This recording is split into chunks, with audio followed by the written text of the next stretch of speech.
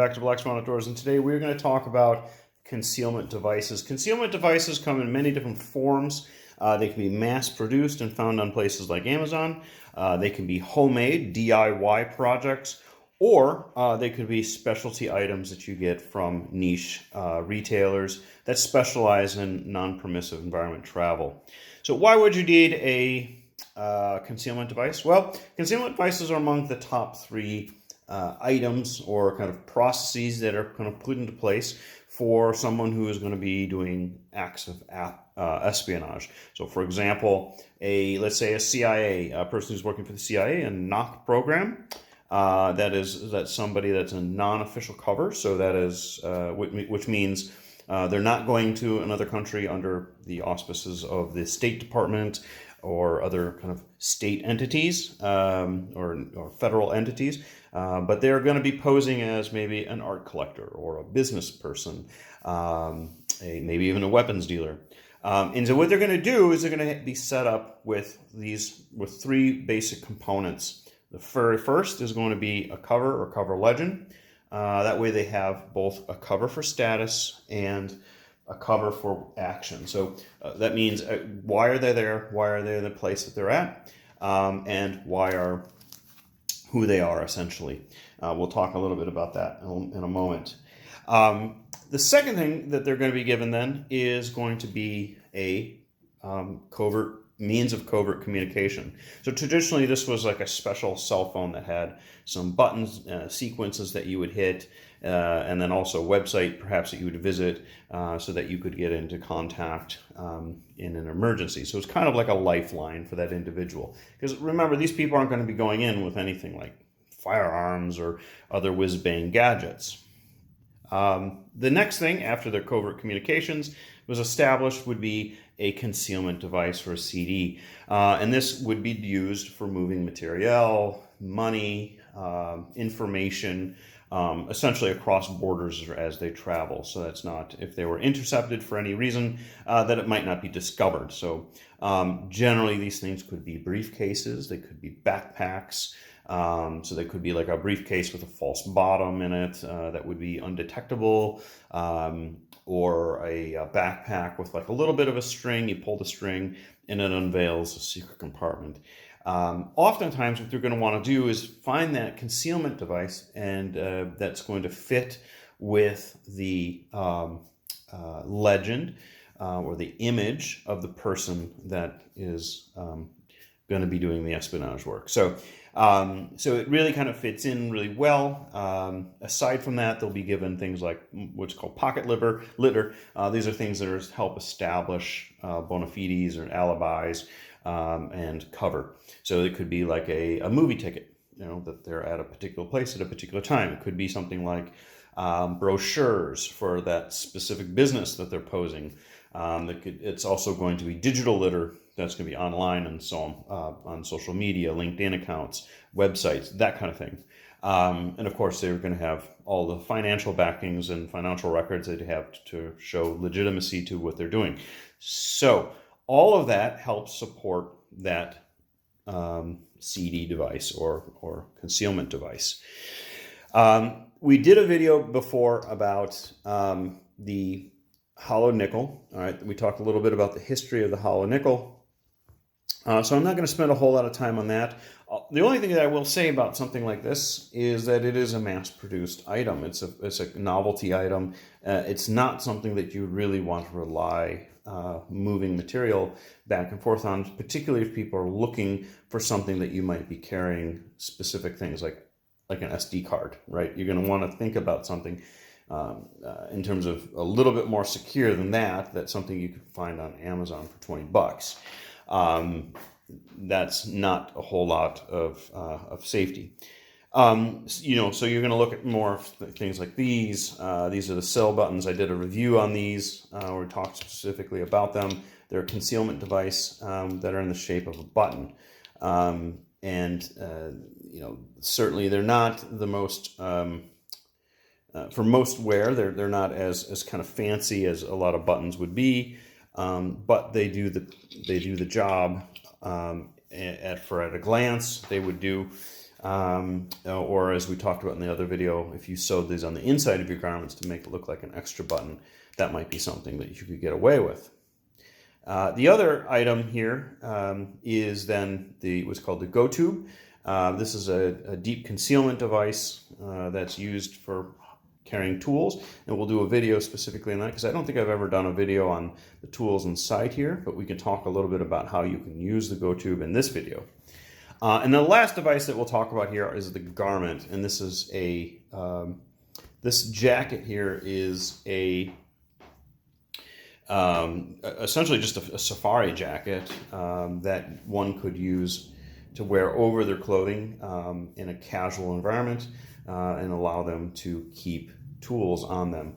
And so you would find ways you could sew tools like the buttons on here. You could find hems where you could keep tools like lockpicks inside of. You just cut the inside of the hem here. It has a lining on here, so you could certainly cut the lining and put a map on the back, in the back of this. You could use a tissue map, as we talked about in the previous videos, kind of scrunched up into the corner of the pocket here that would perhaps never be noticed.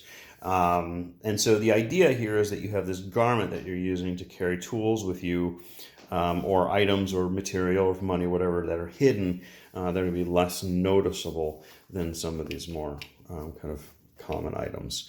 The GoTu is an interesting one because it does kind of stand out. It's a specialty tool as well, and it's not something that's very commonly seen, I think, but it has many different applications to it. So it's designed for deep concealment.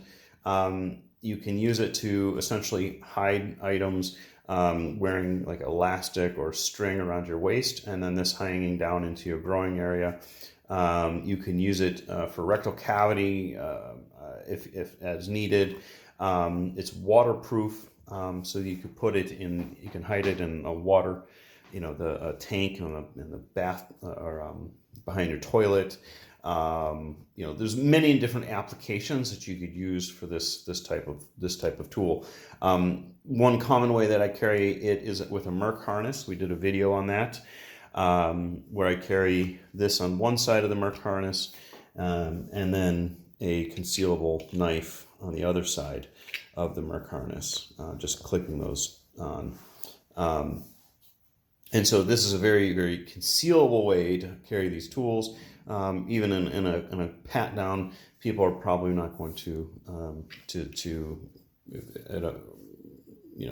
discover these unless they're very, very thorough in say your groin area or your armpits.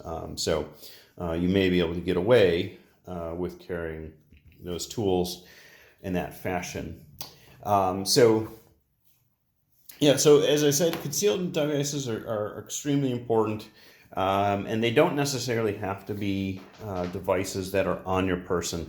So another device that was very common in the Cold War, alongside the nickel here, or silver dollar, that was used, was the dead drop spike. So the idea of a dead drop is that you put material or money in a secret spot, and then you signal that by any means, a chalk or a piece of tack on a fence post or on any telephone post, that your drop is loaded, and then someone goes there. And we have whole posts about it. We talk about it in our book Tradecraft, which will be out soon as well. But the point is that something like a GoTu could act as a dead drop spike. So back in the Cold War days, you say you're going to meet with an operative. You wanted to pass material to them, microfiche or whatever. You'd say, we're going to leave the drop at a park bench. And so they would go and they'd sit at the park bench, pretend they'd bend over, pretending to tie their shoes. And as they were doing that, they would pull this spike from out of the ground, put it in their pocket, and then maybe some other place, retrieve it, and then stick the spike back down in the ground again. So they obviously don't want to be caught with that device. And so that's pretty much how that would work.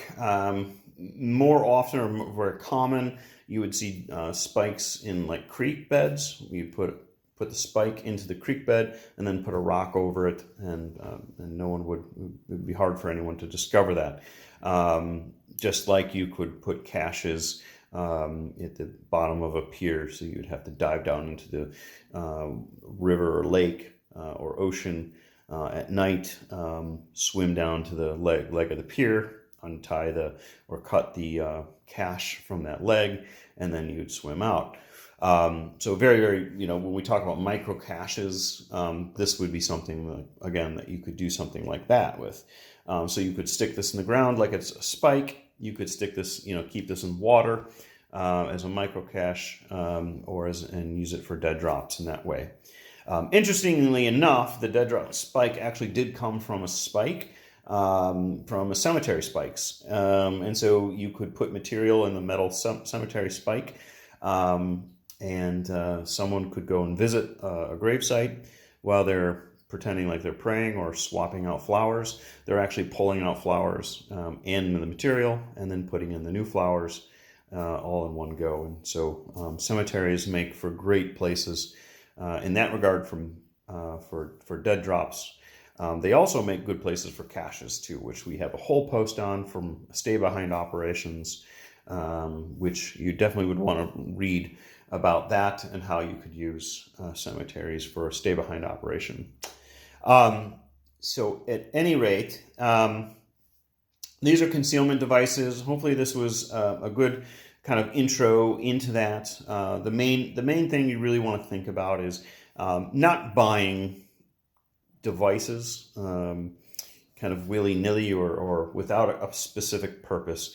And always the homemade ones are going to be always more secure, more concealable, because they're going to fit in with that cover for action, cover for status issues, that legend that you've created. Because all of this has to kind of flow together. Your communications, the means of communications, with your means of moving material and money, and the legend all kind of have to go together with you, yourself, your personality, your experience, education, that type of thing. So it all kind of has to jive together in order to make it work. So you can't just purchase your way out of it. You actually have to think about there's solutions to how you want to stay undercover and what you need to do. So hopefully this was a helpful video. If you like videos like this, please like and subscribe. And if you have a concealment device that you use that you would like to talk about, please put that in the comments below. I'd love to know about other means of concealment.